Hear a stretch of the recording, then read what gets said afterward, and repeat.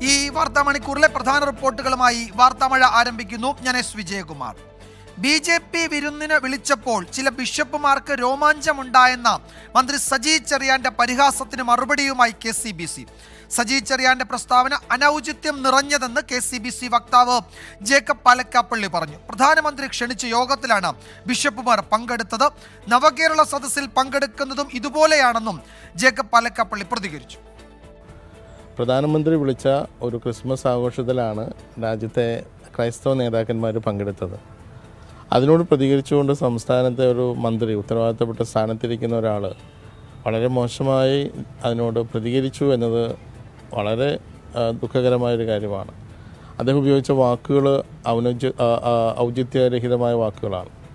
അപ്പോൾ അത്തരം സ്ഥാനത്തിരിക്കുന്ന വ്യക്തികൾ വിമർശിക്കുമ്പോൾ പോലും സംസ്കാര സമ്പന്നമായ രീതിയിൽ മാന്യതയുടെ വാക്കുകൾ ഉപയോഗിച്ചുകൊണ്ട് വേണം വിമർശിക്കാൻ എന്നാണ് അക്കാര്യത്തിൽ പ്രതികരിക്കാനുള്ളത്. അതേസമയം പ്രധാനമന്ത്രിയുടെ ക്രിസ്മസ് വിരുന്നിൽ ക്രൈസ്തവ സഭാ നേതാക്കൾ പങ്കെടുത്തതിനെ സൗഹൃദ സന്ദർശനമായി കണ്ടാൽ മതിയെന്ന് കോൺഗ്രസ് നേതാവ് രമേശ് ചെന്നിത്തല പറഞ്ഞു. മണിപ്പൂർ വിഷയം ഉൾപ്പെടെ മുമ്പിലുണ്ട്. ആരെങ്കിലും ക്ഷണിച്ചതുകൊണ്ട് പരിപാടിയിൽ പങ്കെടുത്താൽ നിലപാട് മാറുകയില്ലെന്നും രമേശ് ചെന്നിത്തല പറഞ്ഞു. ആരെങ്കിലും ഒരാൾ ക്ഷണിച്ചിട്ട് ഒരു പരിപാടി പോകുന്നതുകൊണ്ടൊന്നും ക്രൈസ്തവ ജനവിഭാഗങ്ങളുടെ നിലപാടുകളിൽ മാറ്റമുണ്ടാകുമെന്ന് ഞാൻ കരുതുന്നില്ല. മണിപ്പൂർ സംഭവം നമ്മുടെ മുമ്പിലുണ്ട്. മണിപ്പൂരിൽ എത്ര ക്രൈസ്തവ ദേവാലയങ്ങളാണ് തകർക്കപ്പെട്ടത്. എത്രയോ ക്രൈസ്തവ സഹോദരന്മാർക്ക് അപകടമുണ്ടായി.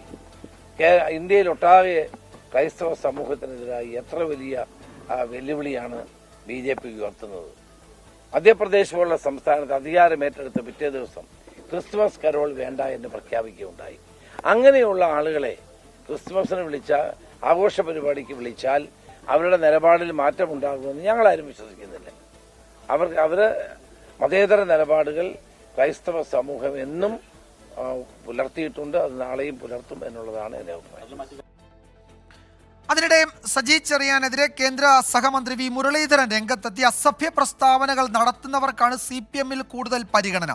സജി ചെറിയാന്റെ ചരിത്രം പരിശോധിക്കുന്നവർക്ക് പ്രസ്താവനയിൽ അത്ഭുതമുണ്ടാകില്ലെന്നും V മുരളീധരൻ പറഞ്ഞു. സജി ചെറിയാൻ ബിഷപ്പുമാരെ അവഹേളിച്ചുകൊണ്ടും അപമാനിച്ചുകൊണ്ടും നടത്തിയിട്ടുള്ള പ്രസ്താവന അത് കേരളത്തിനെ അപമാനിക്കുന്നതിന് തുല്യമാണ്. കേരളത്തിലെ ഒരു സമുദായത്തെ അടച്ചാക്ഷേപിച്ചുകൊണ്ട് സംസ്ഥാനത്തിൻ്റെ ഭരണം കൈയാളുന്ന ഒരു മന്ത്രി ഈ തരത്തിലുള്ള പ്രസ്താവനകൾ നടത്തുന്നത് ഒരുപക്ഷെ സജി ചെറിയാൻ്റെ ചരിത്രം പരിശോധിക്കുന്നവർക്ക് അത്ഭുതമുണ്ടാവില്ലെങ്കിലും കേരളത്തിലെ ജനങ്ങളെ സംബന്ധിച്ചിടത്തോളം അങ്ങേയറ്റം അധിക്ഷേപകരമായിട്ടുള്ള പരാമർശങ്ങളാണ് നടത്തിയിട്ടുള്ളത്. മന്ത്രി സജി ചെറിയാന്റെ വിവാദ പ്രസ്താവന എന്താണെന്ന് കൂടി കേൾക്കാം. നമ്മുടെ ക്രിസ്ത്യാനികളായ ബിഷപ്പുമാരെ എല്ലാം വിളിച്ച് ഈയിടെ ഒരു അത്താഴം കൊടുത്തു, കുറച്ച് കേക്കൊക്കെ മുറിച്ചു. അപ്പൊ ചില ബിഷപ്പുമാർക്കൊക്കെ ആണെങ്കിൽ പ്രത്യേക ഒരു രോമാഞ്ചമുണ്ട്. BJP നേതാക്കന്മാരെ വിളിച്ചാൽ പ്രത്യേക രോമാഞ്ചം. അപ്പൊ അങ്ങനെ രോമാഞ്ചം കൂടി കുറച്ചുപേര് പോയി ഡൽഹിയിൽ. കേക്കിന്റെ പീസും പിന്നെ മുന്തിരിങ്ങ ഇട്ട് വാറ്റിയ സാധനവും മറ്റ് അത്യാവശ്യ കാര്യങ്ങൾ. വാറ്റിയ സാധനം എന്ന് പറഞ്ഞാൽ മറ്റേ ഇതുള്ളതല്ല, മറ്റേ ഇത് ബീച്ച്, അതും എല്ലാം കഴിച്ച് സ്തുതിയൊക്കെ പാടിപ്പോയി. ഈ പോയ ആളുകൾ ഒരു വാക്ക് മണിപ്പൂരിൽ ഞങ്ങൾ പ്രതിദാനം ചെയ്യുന്ന സമൂഹത്തിൽപ്പെട്ട 100 കണക്കിന് ആളുകളെ കശാപ്പ് ചെയ്യുന്നു. ഇന്ത്യയുടെ പ്രധാനമന്ത്രി ഒന്നിടപെട്ടൊരു വാക്ക് പറഞ്ഞു. എസ് ശ്രീകാന്ത് വിവരങ്ങൾ നൽകും കൊച്ചിയിൽ നിന്ന്. ശ്രീകാന്ത്, സജി ചെറിയാന്റെ പ്രസ്താവന വലിയ വിവാദമാകുന്നു. ഇന്നലെ ഇതിപ്പോൾ KCBCയുടെ പ്രതികരണം ഉണ്ടാകുന്നു, കോൺഗ്രസ് നേതാക്കൾ പ്രതികരിക്കുന്നു. BJP ഈ ഘട്ടത്തിൽ എന്താണോ അവർ ലക്ഷ്യം വെച്ചത് ആ നിലയ്ക്കുള്ള പ്രതികരണങ്ങളുമായി രംഗത്ത് വരുന്നു. സജി ചെറിയാൻ ഒരു വിശദീകരണത്തിന് തയ്യാറായേക്കുമോ? അദ്ദേഹം അതിൽ ഉറച്ചു നിൽക്കുമോ? എന്തെങ്കിലും പ്രതികരണം അദ്ദേഹത്തിൽ നിന്നുണ്ടാകുന്നുണ്ടോ ഈ ഘട്ടത്തിൽ? ഈ പ്രസ്താവന വന്നതിന് തൊട്ടു പിന്നാലെ KCBC വക്താവ് ഈ വിഷയത്തിൽ ഇന്ന് രാവിലെയാണ് മാധ്യമങ്ങളോട് സംസാരിക്കാൻ തയ്യാറായത്. അദ്ദേഹം ചൂണ്ടിക്കാണിച്ചൊരു കാര്യമുണ്ട്. അനൗചിത്യം നിറഞ്ഞതാണ് ഈ മന്ത്രി സജി ചെറിയാന്റെ പ്രസ്താവന എന്നുള്ളതാണ്. സംസ്കാര സമ്പന്നമായ പദങ്ങൾ വിമർശിക്കുന്ന സാഹചര്യത്തിൽ പോലും, വിമർശനത്തിന് പോലും അങ്ങനെയുള്ള പദങ്ങൾ ഉപയോഗിക്കണം. മാന്യതയ്ക്ക് നിരക്കുന്നതല്ല മന്ത്രി സജി ചെറിയാന്റെ ഈ പ്രസ്താവനയെന്നും അദ്ദേഹം കൂട്ടിച്ചേർക്കുകയുണ്ടായി. ഇതിലൊരു രാഷ്ട്രീയവും കാണേണ്ടതില്ല. ഒരു രാഷ്ട്രീയ പാർട്ടിയുടെ പരിപാടിക്കല്ല പോയത്. നേരെ മറിച്ച് പ്രധാനമന്ത്രി സംഘടിപ്പിച്ച ഒരു വിരുന്നിൽ, ഒരു പരിപാടിയിൽ പങ്കെടുക്കുകയാണ് ഉണ്ടായത് എന്ന് പറയുന്നുണ്ട് KCBC. അതേസമയം തന്നെ മന്ത്രിക്കെതിരെ രൂക്ഷ വിമർശനവും നടത്തുന്നുണ്ട്. അവർ ചൂണ്ടിക്കാണിക്കുന്ന കാര്യം തന്റെ പ്രസ്താവനയിൽ ഔചിത്യമില്ല എന്ന് ബോധ്യപ്പെട്ടാൽ മന്ത്രി സജി ചെറിയാൻ അത് തിരുത്താൻ തയ്യാറാകട്ടെ എന്ന് പറഞ്ഞു വെക്കുകയാണ്. പക്ഷേ നേരിട്ട് അത് ആവശ്യപ്പെടുന്നുമില്ല. എന്തായാലും സജി ചെറിയാൻ പുലിവാല് പിടിച്ചു എന്നുള്ള കാര്യത്തിൽ സംശയം വേണ്ട. അദ്ദേഹത്തെ ബന്ധപ്പെടാൻ ശ്രമിച്ചിരുന്നു. വർക്കല ശിവഗിരിയിലാണ് എന്നാണ് മറുപടി കിട്ടിയത്. ഇന്ന് ഉച്ചയ്ക്ക് ഈ നവകേരള സദസ്സുമായി ബന്ധപ്പെട്ട പരിപാടികൾക്കായി കൊച്ചിയിൽ അദ്ദേഹം എത്തിച്ചേരും. ആ ഘട്ടത്തിൽ ഒരു പക്ഷേ അദ്ദേഹത്തിന്റെ പ്രതികരണം ഉണ്ടായേക്കാം. നിലവിൽ ഇതുവരെയും അദ്ദേഹം പ്രതികരിക്കാൻ തയ്യാറായിട്ടില്ല. വിഷയത്തിൽ വിട്ടുവീഴ്ചയ്ക്ക് തയ്യാറല്ല KCBC. യെസ്, ശ്രീകാന്താണ് വിവരങ്ങൾ നൽകിയത്. മന്ത്രി സജി ചെറിയാൻ അതിൽ ഒരു വിശദീകരണം നൽകുമോ, അതിലത് ഉറച്ചു നിൽക്കുന്നുണ്ടോ, അതിലെന്തെങ്കിലും കൂടുതൽ അദ്ദേഹം പറയാൻ ശ്രമിക്കുമോ എന്നറിയില്ല. പക്ഷേ ഇന്ന് അദ്ദേഹം കൊച്ചിയിൽ എത്തുന്നുണ്ട്. നവകേരള സദസ്സിൻ്റെ ഭാഗമായി ആ ഘട്ടത്തിൽ മന്ത്രിയുടെ പ്രതികരണം നമ്മൾ പ്രതീക്ഷിക്കുന്നുണ്ട്. രൂക്ഷമായ വിമർശനമാണ് KCBC വിഷയത്തിൽ ഇതുവരെ ഉന്നയിച്ചു കഴിഞ്ഞിരിക്കുന്നത്. മറ്റ് പ്രധാന റിപ്പോർട്ടുകളിലേക്ക് വാർത്താമഴ കടക്കുന്നു. സിൽവർ ലൈൻ പദ്ധതിക്കെതിരെ ദക്ഷിണ റെയിൽവേ ഭൂമി വിട്ടു നൽകുന്നത് ഭാവി റെയിൽ വികസനത്തെ ബാധിക്കും. നിലവിലെ പാതയുടെ വേഗം കൂട്ടലിന് ഇത് തിരിച്ചടിയാകുമെന്നും കേന്ദ്ര റെയിൽവേ ബോർഡിന് നൽകിയ റിപ്പോർട്ടിൽ ദക്ഷിണ റെയിൽവേ വ്യക്തമാക്കുന്നുണ്ട്. അലൈൻമെന്റ് നിശ്ചയിക്കും മുമ്പ് ചർച്ച നടത്തിയിട്ടില്ലെന്നും റിപ്പോർട്ടിൽ സൂചിപ്പിക്കുന്നു. എന്നാൽ ദക്ഷിണ റെയിൽവേയുടെ റിപ്പോർട്ട് തള്ളിക്കളയുകയാണ് സിൽവർ ലൈൻ അധികൃതർ. റെയിൽവേയുടെ ഭാവി വികസന പദ്ധതികൾ കണക്കിലെടുത്താണ് അലൈൻമെന്റ് തീരുമാനിച്ചത് എന്നാണ് വിശദീകരണം.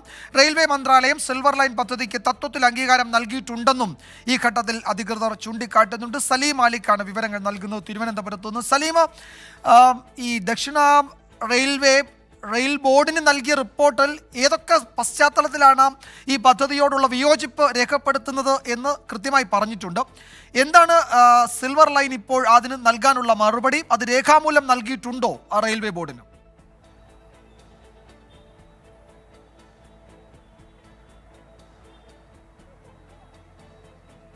വിജയകുമാർ, ഇന്ന് രാവിലെയോട് കൂടിയാണ് ദക്ഷിണ റെയിൽവേക്ക് സിൽവർ ലൈനെതിരെയുള്ള റിപ്പോർട്ട് സമർപ്പിച്ച ആ റിപ്പോർട്ട് പുറത്തു വന്നത്. അതിൽ നിരവധി തടസ്സവാദങ്ങളായിരുന്നു ദക്ഷിണ റെയിൽവേ ഉന്നയിച്ചിരുന്നത്. പ്രത്യേകിച്ചും റെയിൽ വികസനത്തെ ബാധിക്കും, റെയിലിന് പിന്നീട് ഈ പാതയുടെ വേഗം കൂട്ടൽ ഉൾപ്പെടെയുള്ള കാര്യങ്ങളിൽ വലിയ തരത്തിൽ സിൽവർ ലൈൻ പദ്ധതി തിരിച്ചടിയാകും എന്നുള്ളതാണ് പറഞ്ഞിരുന്നത്. മാത്രമല്ല, ഏറ്റവും പ്രധാനമായി അവർ ഉന്നയിച്ചിരുന്ന ഒരു ആരോപണം, ഇത് ഒരു കൂടിയാലോചനയും നടത്താതെയാണ് സിൽവർ ലൈൻ്റെ DPR ഉൾപ്പെടെ തയ്യാറാക്കിയത് എന്നുള്ളതായിരുന്നു ഏറ്റവും പ്രധാനപ്പെട്ട ആരോപണം. എന്നാൽ ആ ആരോപണം ശരിയല്ല എന്ന് കാണിക്കുന്ന തരത്തിലുള്ള ചില തീരുമാനങ്ങളാണ് ഇപ്പോൾ പുറത്തു വരുന്നത്. അതിൽ ഏറ്റവും പ്രധാനപ്പെട്ട കാര്യം, റെയിൽവേ ബോർഡിന്റെ നിർദ്ദേശമനുസരിച്ച് തന്നെ ദക്ഷിണ റെയിൽവേയുടെ അധികൃതരുമായി ഡിവിഷണൽ മാനേജർമാരുമായി കൂടിയാലോചന നടത്തി, കേരളയിൽ കൂടിയാലോചന നടത്തി എന്നുള്ള വിവരങ്ങളാണ് സിൽവർ ലൈൻ തന്നെ പുറത്തുവിട്ടിരിക്കുന്നത്. അതിൽ ഏറ്റവും പ്രധാനം, പാലക്കാട് ഡിവിഷനിൽ നവംബർ 29 ഡേറ്റ് ഉൾപ്പെടെ മെൻഷൻ ചെയ്തുകൊണ്ടാണ് ഇത്തരത്തിലൊരു വിശദീകരണം നടത്തിയിരിക്കുന്നത്. പാലക്കാട് ഡിവിഷണൽ മാനേജറുമായി നവംബർ 29-നും ഒപ്പം തിരുവനന്തപുരം ഡിവിഷനിൽ ഡിസംബർ 7-നും ചർച്ച നടത്തി. മാത്രമല്ല, ഇവരുടെ എല്ലാ ആശങ്കകളും പരിഹരിക്കുന്നതുമായി ബന്ധപ്പെട്ടുള്ള വിവരങ്ങൾ പറയുകയും ചെയ്തു. റെയിൽവേയുടെ ഓരോ വികസനങ്ങൾക്കും അവർ ഉന്നയിച്ച സംശയങ്ങൾക്കൊക്കെയും മറുപടി നൽകിയിരുന്നു എന്നുള്ളതാണ്. സിൽവർ ലൈൻ്റെ DPR തയ്യാറാക്കുന്ന ഘട്ടത്തിൽ റെയിൽവേയുടെ പരിഗണനയിലുള്ള എല്ലാ ആശങ്കകളും ഒപ്പം ഭാവി വികസന പദ്ധതികളും ഉൾപ്പെടെയുള്ളവ പരിഗണിച്ചിട്ടുണ്ട്. ആ പരിഗണിച്ചതിന്റെ പ്രകാരമാണ് ഭൂമി വിനിയോഗിക്കുന്നതിനുൾപ്പെടെ ഒരു തടസ്സവുമില്ല. മാത്രമല്ല, ഈ ദൂരത്തിന്റെ ഇതും കൃത്യമായ അലൈൻമെന്റ് ഉൾപ്പെടെ പാലിച്ചുകൊണ്ട് ആ ദൂരത്തിന് കൃത്യമായ അളവുകൾ ഉൾപ്പെടെ രേഖപ്പെടുത്തിക്കൊണ്ടാണ് ഇത്തരത്തിൽ സിൽവർ ലൈൻ പദ്ധതി മുന്നോട്ട് വരുന്നത്. മറ്റ് വസ്തുവകകളെ, റെയിൽവേയുടെ വസ്തുവകകളെ ഒരു തരത്തിലും ബാധിക്കാത്ത നിലയിൽ, അവർക്ക് ഒരു വസ്തുവും നഷ്ടപ്പെടാത്ത നിലയിലാണ് കാര്യങ്ങൾ ക്രമീകരിച്ചിരിക്കുന്നത്. മാത്രമല്ല, റെയിൽവേക്ക് സാമ്പത്തിക നഷ്ടവും ഇതുമായി ബന്ധപ്പെട്ട് ഉണ്ടാവില്ല എന്നും അന്നത്തെ ചർച്ചയിൽ ചൂണ്ടിക്കാണിച്ചതാണ്. മാത്രമല്ല, ഈ ട്രെയിൻ സർവീസിനെയും ഒരു വിധത്തിലും ബാധിക്കില്ല. ആ നിലയിൽ തന്നെ പരിശോധിച്ചുകൊണ്ടാണ് DPRും പിന്നീട് അതിന്റെ ക്രമവും എല്ലാം തയ്യാറാക്കിയിരിക്കുന്നത്. ഇത് സംബന്ധിച്ച് ഒരു അന്തിമ ചിത്രം പുറത്തു വരണമെങ്കിൽ അത് സിൽവർ ലൈൻ ഒരു അന്തിമ ഡിസൈൻ എന്ന നിലയിലേക്ക് വരണം. പക്ഷേ ആശങ്കകളൊന്നും റെയിൽവേക്ക് വേണ്ട എന്ന് അവർ വ്യക്തമാക്കുന്നു. മാത്രമല്ല, നിലവിലെ ട്രാക്കിൽ നിന്ന് 7.8 മീറ്റർ അകലം പാലിച്ചാണ് സിൽവർ ലൈൻ്റെ അലൈൻമെന്റ് നിശ്ചയിച്ചിട്ടുള്ളത്. അതുകൊണ്ട് തന്നെ റെയിൽവേയുടെ ഭൂമിക്ക് ഒരു കേടുപാടും ഒരു കോട്ടവും വരുത്തുന്ന ഒരു സാഹചര്യമില്ല എന്നുകൂടി പറയുന്നു.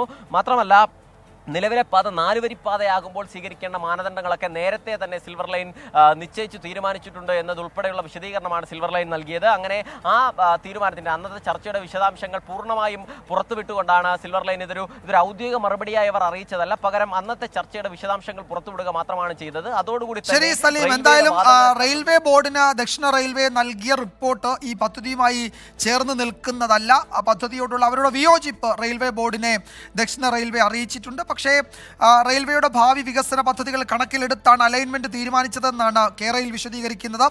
റെയിൽവേ മന്ത്രാലയം സിൽവർ ലൈൻ പദ്ധതിക്ക് തത്വത്തിൽ അംഗീകാരം നൽകിയിട്ടുണ്ട് എന്ന് ഈ ഘട്ടത്തിൽ അവർ ചൂണ്ടിക്കാട്ടുന്നുണ്ട്. എന്തായാലും തീരുമാനമെടുക്കാനിരിക്കുന്നതേ ഉള്ളൂ.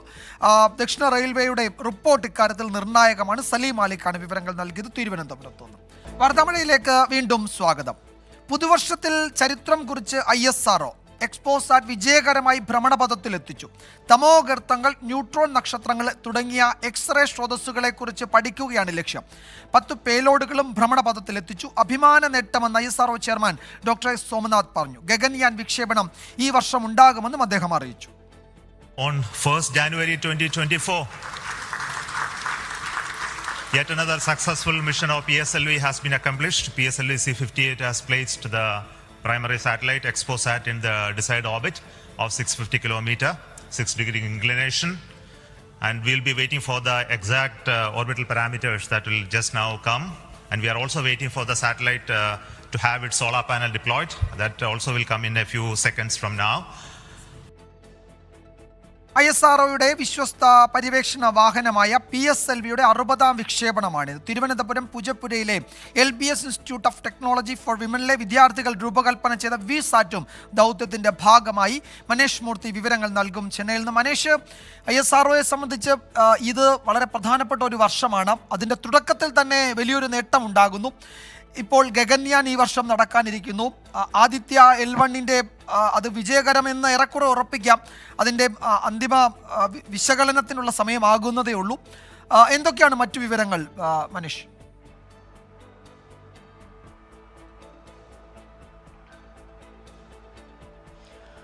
വിജയകുമാർ, 2023 ചന്ദ്രയാൻ 3 ഉൾപ്പെടെയുള്ള വിജയങ്ങൾ തീർച്ചയായും ISROയ്ക്ക് വലിയ അഭിമാന നേട്ടങ്ങൾ തന്നെയായിരുന്നു. അതിന് പിന്നാലെയാണ് ഇപ്പോൾ 2024 ആദ്യ ദിനം തന്നെ, പുതുവത്സര ദിനത്തിൽ തന്നെ വിജയകരമായി ഒരു ചരിത്ര ദൗത്യം കൂടി ഇപ്പോൾ ISRO പൂർത്തീകരിക്കുന്നത്.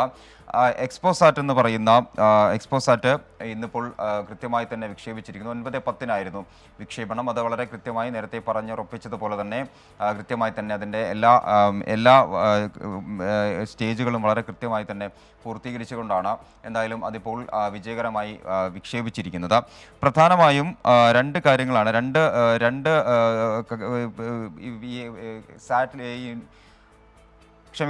ഉപഗ്രഹത്തിലുള്ളത് 2 ഭാഗങ്ങൾ, 2 പ്രധാനപ്പെട്ട ഭാഗങ്ങളാണ്. ഈ 2 ഭാഗങ്ങളിൽ ഒന്ന് 0.8 മുതൽ 15 കിലോ ഇലക്ട്രോൺ വരെയുള്ള എക്സ്റേ വികിരണങ്ങളെക്കുറിച്ച് പഠിക്കും.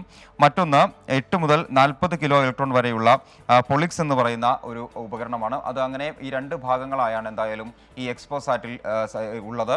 അതിൻ്റെ പഠനം, അതുമായി ബന്ധപ്പെട്ടുള്ള കാര്യങ്ങളൊക്കെ വരും ദിവസങ്ങളിൽ ISROയിൽ നിന്ന് നമുക്ക് കൃത്യമായ വിവരങ്ങൾ ലഭിക്കും. എന്തായാലും കൃത്യമായി തന്നെ ലോഞ്ച് നടന്നിരിക്കുന്നു. അതുപോലെ തന്നെ വിക്ഷേപണവും ഈ പറഞ്ഞ രീതിയിൽ ഓർബിറ്റ് ഇൻസർട്ടേഷനും കൃത്യമായി തന്നെ നടന്നിരിക്കുന്നു എന്നുള്ളതാണ് ഏറ്റവും പ്രധാനപ്പെട്ട കാര്യം. മാത്രമല്ല മറ്റൊരു കാര്യം കൂടി ഇന്നിപ്പോൾ ISROയുടെ ഭാഗമായി, ഈ പരീക്ഷണത്തിന്റെ ഭാഗമായി ഉണ്ടായിരുന്നത് PSLVയുടെ ദിശ മാറ്റി ഭ്രമണപഥം താഴ്ത്തിയുള്ള പോയം എന്ന് പറയുന്ന ഒരു പരീക്ഷണം ഉണ്ടായിരുന്നു. അതുമായി ബന്ധപ്പെട്ടുള്ള വിശദാംശങ്ങളും ഇന്നോ അല്ലെങ്കിൽ നാളെയോ ആയി പറയാമെന്നുള്ളതാണ് ISRO ചെയർമാൻ പറയുന്നത്. മറ്റൊരു പ്രധാനപ്പെട്ട കാര്യം 2024 എന്ന് പറയുന്നത് 12ഓളം ദൗത്യങ്ങൾ ISRO പ്ലാൻ ചെയ്യുന്നുണ്ട് എന്നുള്ളതാണ് ISRO ചെയർമാൻ ഡോക്ടർ സോമനാഥ് പറഞ്ഞത്. അദ്ദേഹം പറഞ്ഞത് ഗഗൻയാൻ ഉൾപ്പെടെയുള്ളത്, ഗഗൻയാന് ഇനി 2-3 പരീക്ഷണങ്ങൾ ബാക്കിയുണ്ട്.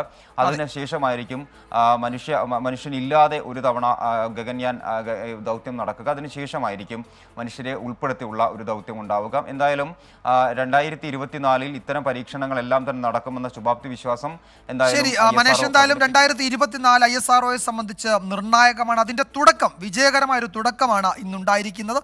ഒരു പ്രധാനപ്പെട്ട കാര്യം കൂടിയുള്ളത്, തിരുവനന്തപുരം പൂജപ്പുരയിലെ LBS institute of technology for വിമനിലെ വിദ്യാർത്ഥികൾ രൂപകൽപ്പന ചെയ്ത VSATും ഈ ദൗത്യത്തിന്റെ ഭാഗമായി എന്നതാണ്. ഏറ്റവും പുതിയ വിവരങ്ങളാണ് മനീഷ് നൽകിയത് ചെന്നൈയിൽ നിന്ന്. തൊടുപുഴ വെളിയമറ്റത്ത് സഹോദരങ്ങളായ കുട്ടി കർഷകരുടെ 13 പശുക്കൾ ചത്തു. 17 വയസ്സുള്ള ജോർജിൻ്റെയും 15 വയസ്സുള്ള മാത്യുവിൻ്റെയും പശുക്കളാണ് ചത്തത്. കപ്പത്തൊണ്ട് കഴിച്ചതാണ് കാരണമെന്നാണ് സംശയം. 5 പശുക്കളുടെ നില ഗുരുതരമാണ്. മികച്ച കുട്ടി ക്ഷീര കർഷകനുള്ള സംസ്ഥാന പുരസ്കാര ജേതാവാണ് മാത്യു. കുട്ടികൾക്ക് അടിയന്തര സഹായം ലഭ്യമാക്കുമെന്ന് മന്ത്രി ജെ ചിഞ്ചുറാണി 24നോട് പറഞ്ഞു. ചീനിയുടെ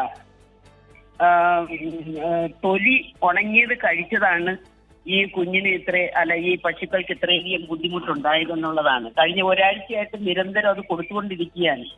ഇടയ്ക്കൊക്കെ ബന്ധപ്പെടുന്ന പയ്യനാണ് മാത്യു. അവന് ഞങ്ങൾ 2021 അവാർഡും ഒക്കെ കൊടുത്തു.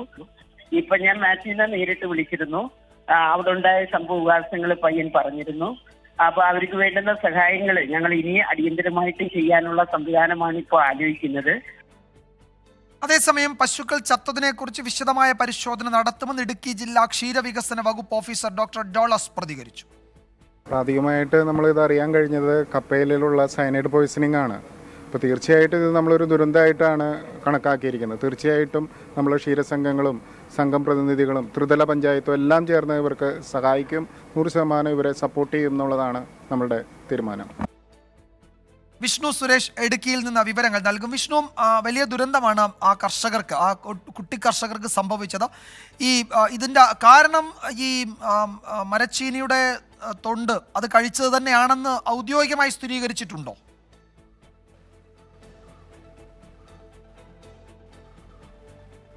വിജയകുമാർ, ഔദ്യോഗികമായി സ്ഥിരീകരിച്ചിട്ടുണ്ട്. അത്തരത്തിലൊരു പ്രതികരണമാണ് ക്ഷീരവികസന വകുപ്പ് ഓഫീസറുടെ ഭാഗത്തു നിന്ന് ലഭിച്ചത്. പോസ്റ്റ്മോർട്ടം ഉൾപ്പെടെ നടപടികൾ പൂർത്തിയായിട്ടുണ്ട്. 13 പശുക്കളാണ് ചത്തത്. 5 പശുക്കളുടെ നില അതീവ ഗുരുതരമായി തുടരുന്നു. പൊതുവെ ഈ പുതുതലമുറ കൃഷിയോടെല്ലാം വിട്ടുനിൽക്കുന്നു എന്നൊരു പരാതിയും പരോക്ഷ ആക്ഷേപമൊക്കെ ഉള്ള സാഹചര്യത്തിലാണ് ജോർജും മാത്യുവും എല്ലാം വ്യത്യസ്തരാകുന്നത്. അവർ കൃത്യമായി പശുക്കളെ പരിപാലിക്കുന്നു, വിദ്യാഭ്യാസത്തിനൊപ്പം തന്നെ ഈ കൃഷി മുന്നോട്ട് കൊണ്ടുപോകുന്നതെല്ലാം 2021 വലിയ പ്രശംസ പിടിച്ചുപറ്റിയതാണ്. സംസ്ഥാന സർക്കാരിൻ്റെ അവാർഡ് 15 വയസ്സുകാരനായ മാത്യുവിന് ആ ഘട്ടത്തിൽ ലഭിക്കുകയും ചെയ്തു. ഇന്നലെ രാത്രിയോടുകൂടിയാണ് ഈ പശുക്കൾ ഇത്തരത്തിൽ ക്ഷീണിതരാകുകയും പിന്നാലെ കുഴഞ്ഞു വീണ് മരിക്കുകയും ചെയ്തത്. പിന്നീട് നടത്തിയ പരിശോധനയിലാണ് മരണകാരണം ഉൾപ്പെടെ വ്യക്തമാക്കിയത്. പക്ഷേ മാത്യുവിൻ്റെ സഹോദരൻ ജോർജ് പറയുന്നത് കഴിഞ്ഞ 4 വർഷമായി ഇത്തരത്തിൽ ഈ കപ്പത്തോട് നൽകാറുണ്ടായിരുന്നു എന്നാണ്. പക്ഷെ പെട്ടെന്ന് എന്താണ് സംഭവിച്ചത് എന്നുള്ളതൊരു വ്യക്തതയില്ല. അതിൽ വിശദമായൊരു അന്വേഷണം വേണം, അത് നടത്തും എന്നാണ് ക്ഷീരവികസന വകുപ്പ് അറിയിച്ചിരിക്കുന്നത്. അടിയന്തര സഹായം ഈ കർഷകർക്ക് നൽകുമെന്ന് ജെ ചിഞ്ഞുറാണി ഉൾപ്പെടെയുള്ള മന്ത്രിമാർ അറിയിച്ചിട്ടുണ്ട്. ഒപ്പം വെളിയാമറ്റം പഞ്ചായത്തും അതോടൊപ്പം ഇളന്തേശം ബ്ലോക്ക് പഞ്ചായത്തും കുട്ടികൾക്ക് അടിയന്തരമായി സഹായം നൽകും, സാമ്പത്തിക സഹായം ഉൾപ്പെടെ നൽകും എന്നാണ് ലഭിക്കുന്ന വിവരം. പശുക്കൾക്ക് ഇൻഷുറൻസ് ഇല്ല, പക്ഷേ അതിനപ്പുറത്തുള്ള സഹായങ്ങൾ സുമനസ്സുകളുടെ ഭാഗത്തു നിന്നുമെല്ലാം ഉണ്ടാകും. അതിദാരുണമായ സംഭവമാണ് ഈ വെളിയാമറ്റത്ത് സംഭവിച്ചത്. എന്തായാലും അവരെ ചേർത്ത് പിടിക്കേണ്ടത് ഈ ഘട്ടത്തിൽ അനിവാര്യമാണ്. അത്തരത്തിലൊരു ചേർത്ത് പിടിക്കൽ സർക്കാരിൻ്റെയും അതോടൊപ്പം തദ്ദേശ സ്ഥാപനങ്ങളുടെയും പൊതുസമൂഹത്തിൻ്റെ ഭാഗത്തുനിന്ന് ഈ ഘട്ടത്തിൽ ഉണ്ടാകുന്നുമുണ്ട്. വിജയകുമാർ. വിഷ്ണു, ഇതിപ്പോൾ അടിയന്തര സഹായം നൽകുമെന്ന് മന്ത്രി നമ്മളോട് സംസാരിച്ചപ്പോൾ പറഞ്ഞു. അത് എന്തായിരിക്കും? സാമ്പത്തിക സഹായമായിരിക്കുമല്ലോ ഉറപ്പായും അവർക്ക് വേണ്ടത്. അത് എത്ര നൽകും, എപ്പോൾ നൽകും, അതൊക്കെ തീരുമാനിക്കേണ്ടത് ജില്ലാ തലത്തിലാണ്. അത്തരം ചർച്ചകൾ നടക്കുന്നുണ്ടാകുമെന്ന് കരുതാം, അല്ലേ?